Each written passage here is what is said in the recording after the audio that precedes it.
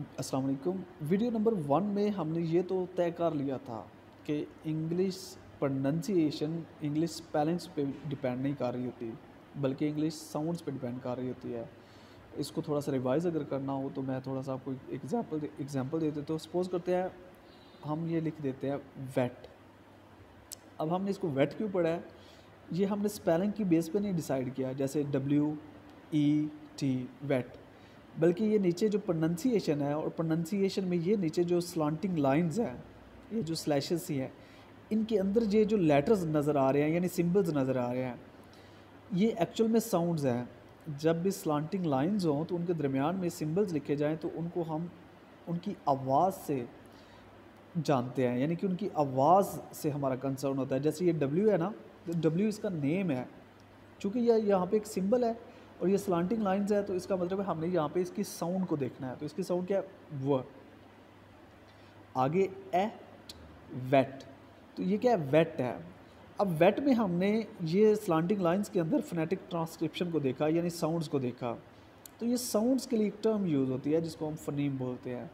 तो अभी जो चीज़ आपको समझने की ज़रूरत है वो ये है कि फ़नीम स्मॉलेस्ट मीनिंगफुल साउंड यूनिट होता है किसी भी ज़ुबान का।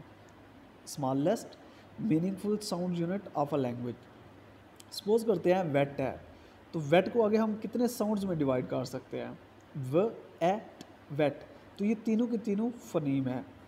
अब इसमें एक जो कम्प्लेक्सिटी होती है, जो हमने माइंड में रखनी होती है, जहन में रखनी होती है, वो ये है, पहले ये समझ लें हम इसको पढ़ क्यों रहे हैं। इसलिए पढ़ रहे हैं क्योंकि अगर हम इंग्लिश प्रोनंसिएशन को सीखना चाहते हैं तो हमें 44 फ़नीम्स को सीखना होगा। फ़नीम यानी बजाय इसके कि हम साउंड्स बोले कि 44 साउंड्स हैं, उसकी बजाय इंग्लिश लैंग्वेज में हम इनको फ़नीम्स बोलेंगे। अब हर साउंड फ़नीम नहीं होती, सिर्फ वही साउंड फ़नीम कहलाएगी जो मीनिंग रखती है। मसलन ये हमने देखा वेट है, अब डब्ल्यू की जगह अगर हम एस लगा दें तो ये सेट हो जाएगा। तो क्या मीनिंग चेंज हुआ है? डेफिनेटली हुआ है। इसका मतलब है हम कह सकते हैं स यानी एस और डब्ल्यू यहाँ पे दो अलग अलग साउंड्स हैं। वैसे इनकी साउंड क्या होगी? इनकी साउंड होगी, ये होगी स और ये होगी व। ये दोनों फिर साउंड्स है और ये दोनों फ़नीम है। यानी एक होता है जनरल वे में एम ही आवाज़, जैसे कुत्ते की आवाज़, बिल्ली की आवाज़, तो उसको हम फ़नीम नहीं कह सकते, उसको हम फ़ोन बोलेंगे। फ़नीम सिर्फ इसको बोलेंगे, सिर्फ उस साउंड को बोलेंगे कि जो मीनिंग रखती है, जो मीनिंग पे असर रखती है। अब इसी तरह हमने वेट की जगह फ़र्ज़ करो ई की जगह अगर हम आई लगा दें तो ये विट हो गया।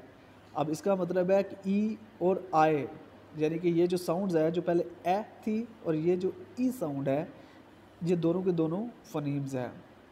तो फ़नीम की डेफिनेशन ये हुई कि phoneme is the smallest meaningful sound unit of a language.